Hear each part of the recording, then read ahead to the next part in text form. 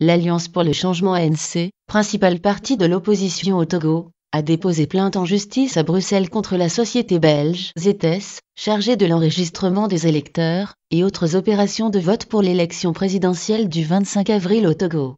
La plainte a été déposée par maître Georges-Henri Bottier, avocat au barreau de Bruxelles. La plainte a été évidemment déposée, et c'est une plainte fort longue, puisqu'elle a plusieurs pages.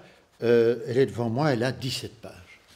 Elle est déposée, et ça c'est l'avis de dépôt, devant le juge d'instruction, le 17 mars. À l'opposé, la société ZS dit ne pas avoir notification de cette plainte. Écoutez, j'en ai pas la moindre idée, pour être honnête avec vous. On l'a appris par la presse, mais on nous a absolument pas signifié la moindre plainte ou le moindre dépôt de plainte. Donc, on est un petit peu dans l'expectative. Le leader de l'ANC, Jean-Pierre Fabre, candidat à l'élection présidentielle, accuse ZS de vouloir truquer les élections en manipulant les registres des électeurs en faveur de UNIR, le parti du président Sartan Fornia 5B.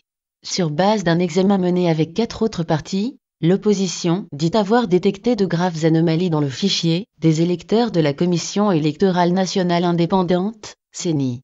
Une différence entre le nombre d'électeurs dans le fichier électoral et celui inscrit lors des législatives de 2013 et des doublons. Le dit registre certes à l'élection présidentielle de 2015. La société ZS, qui a déjà opéré en République démocratique du Congo, en Côte d'Ivoire et en Gambie, a livré à la Commission électorale nationale indépendante togolaise les kits d'enregistrement biométrique, ordinateur, caméra et scanner pour empreintes digitales, ainsi que les imprimantes. À propos des allégations relayées par la presse selon lesquelles la société ZS bénéficierait de marchés gré à gré dans certains pays africains, et que la société appartiendrait à Louis Michel, député européen et ancien commissaire européen au développement, le directeur exécutif de ZS s'explique. Écoutez, je ne connais pas M. Michel, donc ça c'est la première chose. C'est vrai que depuis les opérations qu'on a pu monter au Congo, en fait, on nous accuse de proximité avec Louis Michel.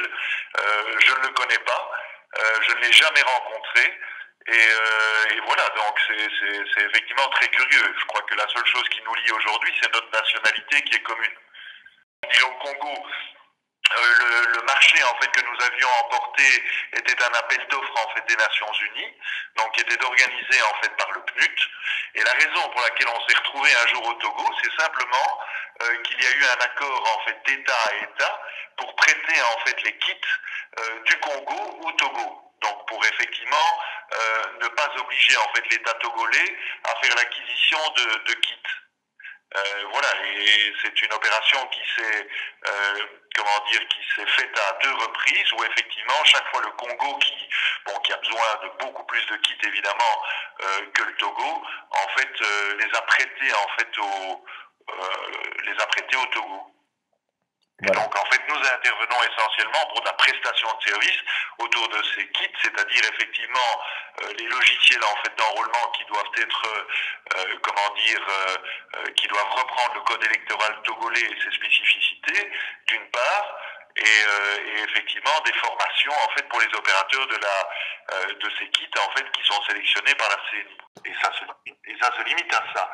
Donc voilà, ce sont les kits qui ont pu opérer et qui se sont un jour retrouvés au Togo. Ce sont des kits qui appartenaient à l'origine en fait, enfin qui sont toujours d'ailleurs, qui appartiennent en fait au Congo et que le Congo avait prêté gratuitement en fait au Togo.